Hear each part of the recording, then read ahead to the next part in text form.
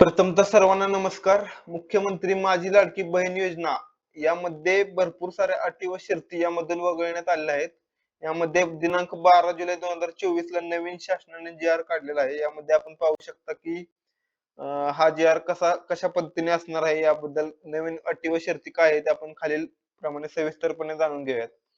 यामध्ये सदर योजनेसाठी कुटुंबाची व्याख्या खालीलप्रमाणे राहील. यामध्ये कुटुंब याचा अर्थ होतो की कुटुंबातील कोणत्याही दोन स्त्री व्यक्तींना यामध्ये समाविष्ट केले आहे.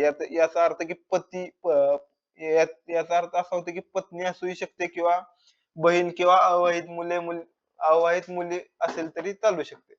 यामध्ये 2 नंबरचा अट अशी आहे की नवविवाहित महिलेच्या बाबतीत जे ज्यांचा विवाह सध्या 4-5 वर्षात या 2-4 वर्षात झाला आहे, ज्यांचा नवीन विवाह झालाय, तिचे नाव रेशन कार्डवर लगेच लावणे शक्य होत नाही. आता आपण पाहू शकता कचेरीमध्ये किंवा इतर शासकीय कार्यालयांमध्ये ज्या पद्धतीने गर्दी आहे, त्यानुसार आता नवीन रेशन कार्डवर नाव लावणे लगेच शक्य होत नाही. त्यामुळे विवाह नोंदणी प्रमाणपत्र जर त्यांच्याकडे असेल, तर ते या बाबतीत ग्राह्य धरले जाणार आहे. इथे पाहू शकता आपण नवविवाहित महिलेच्या बाबतीत तिचे नाव रेशन कार्डवर लावणे शक्य होत नाही.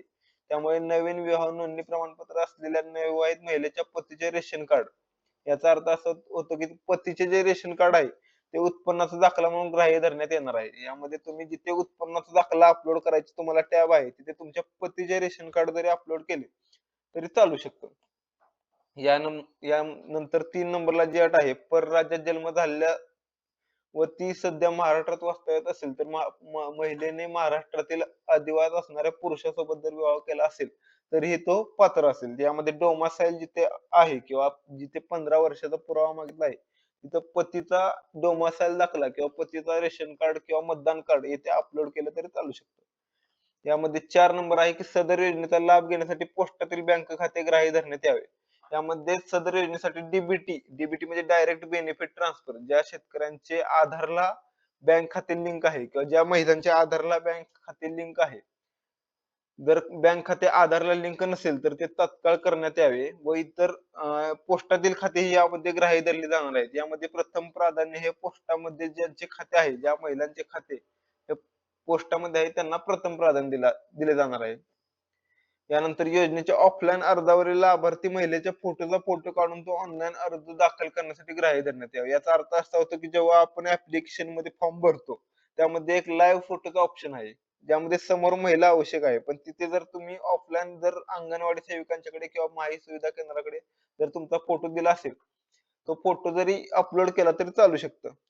सदर योजनेअंतर्गत नागरी व ग्रामीण भागातील बालवाडी सेविका महत्वाचं बघा, बालवाडी सेविका, अंगणवाडी सेविका, तसेच मदत कक्ष प्रमुख, आशा सेविका व सेतू सुविधा केंद्र व आपले सरकार यांना या योजनेचे अर्ज भरण्यासाठी शासनाने प्राधिकृत करण्यात येत आहे. म्हणजे शासनातर्फे यांना म्हणजे अंगणवाडी सेविका असतील, सेतू केंद्र असतील किंवा आशा सेविका असतील, यांना शासनातर्फे प्रति अर्ज ₹50 हे शासनातर्फे दिले जाणार आहे.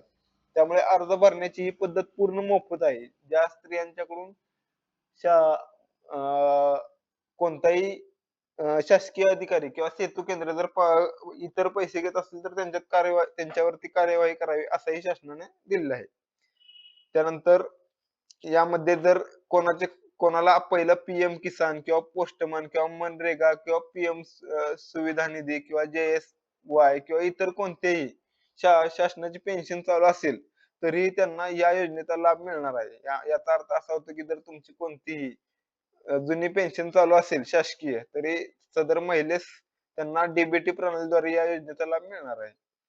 त्यानंतर केवायसी म्हणजे तुमचे आधार खाते, तुमचे जे बँक खाते आहे ते आधारशी जोडलेले आहे का? पॅन कार्ड त्याला सबमिट केलेलं आहे की हे पाहणे खूप गरजेचं आहे. जर हे तुमचं जर लिंक नसेल, आधारला बँक खाते लिंक नसेल किंवा जर तुमचे पोस्टामध्ये खाते नसेल, तर तुम्हाला लाभ याचा मिळणार नाही. याचा अर्थ सरळ असा होतो की तुम्ही तुमचे खाते आधारला बँकला आधार लिंक करून घेणे तात्काळ गरजेचं आहे. जेणेकरून पहिला हप्ता ला कोणतीही अडचण न येता तो तुमच्या सुरळीतपणे अकाउंटमध्ये यावा.